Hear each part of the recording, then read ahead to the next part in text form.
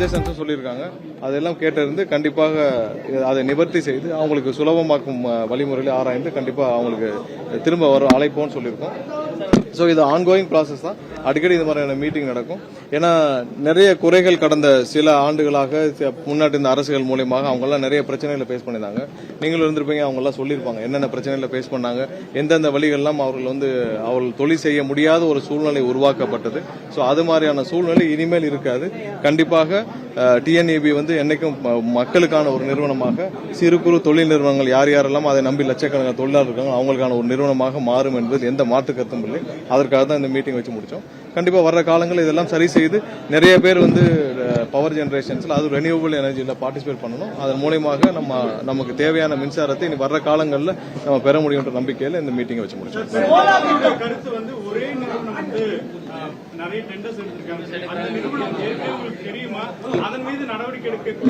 இல்ல, கண்டிப்பா அதற்கான காரணங்கள்லாம் தான் எந்தெந்த நிறுவனங்கள், அதாவது அவங்க சொல்லது என்னன்னா ஒரு சில நிறுவனங்களுக்காக ஃபேவர் பண்றதுக்காக நிறைய டெண்டர்கள் விதிமுறைகள் நடந்திருக்கு.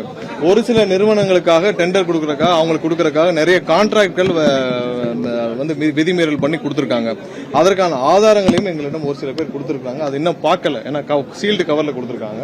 அவங்களுடைய மொத்த குறைகளும் பாத்தீங்கன்னா ஒரு சில கம்பெனிஸ்க்கு இப்பவும் பாத்தீங்கன்னா அவங்களுடைய கான்ட்ராக்ட், அதாவது டிஎன்இபி செய்ய வேண்டிய வேலைகளையும் அந்த தனி நிறுவனங்களுக்கு கான்ட்ராக்டா கொடுத்து அவங்கள வேலை செய்ய வேண்டிய நிலையில தள்ளியிருக்காங்க.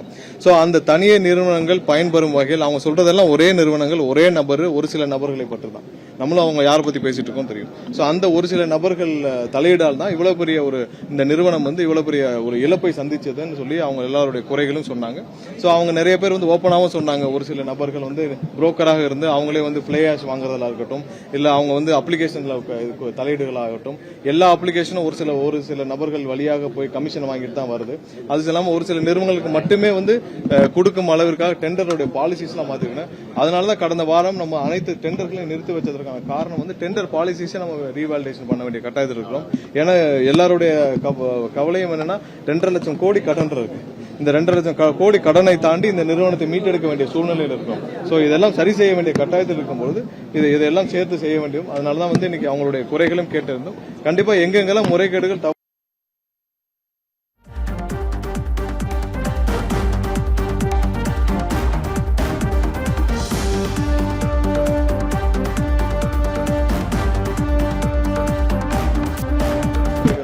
கண்டிப்பா டிஎன்இபி ரொம்ப கடுமையா இருக்கு, மக்கள் கடுமையா பாதிக்கப்படுறாங்க. நீங்க ஒரு சில இடங்கள்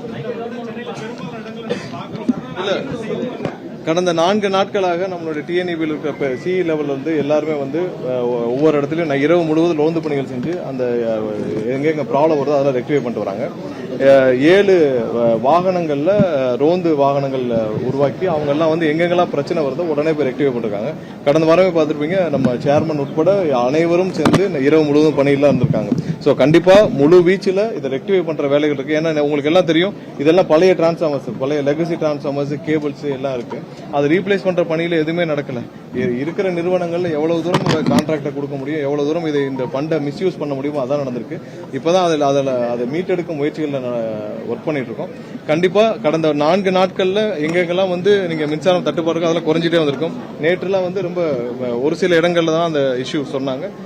இன்னும் ஒரு சில இடங்கள்ல பாத்தீங்கன்னா இப்ப மதுரையில ஒரு இடத்துல ரிப்போர்ட் ஆச்சு, என்னன்னா யாரோ வேண்டுமென்றே டிரான்ஸ்ஃபார்மர் ஓபன் பண்ணி வச்சிருந்தாங்கன்னு சொல்லிட்டு அங்க இருக்க இபில இருந்து கம்ப்ளைண்ட் பண்ணிருந்தாங்க. அதெல்லாம் போலீஸ் கம்ப்ளைண்ட் கொடுக்க சொல்லிருக்கோம். இன்னைக்கே எங்கெங்கெல்லாம் வேண்டுமென்றே டிரான்ஸ்ஃபார்மரை ஆஃப் பண்ணி இல்ல டிரான்ஸ்ஃபார்மர் ஓபன் பண்ணி வச்சு வேண்டுமென்றே ஒரு சில நபர்கள் மின்தடை ஏற்பட்டதாங்களோ அங்கெல்லாம் மதுரையில இன்னைக்கு காலையில ஒரு சில இடத்துல ரிப்போர்ட் பண்ணாங்க.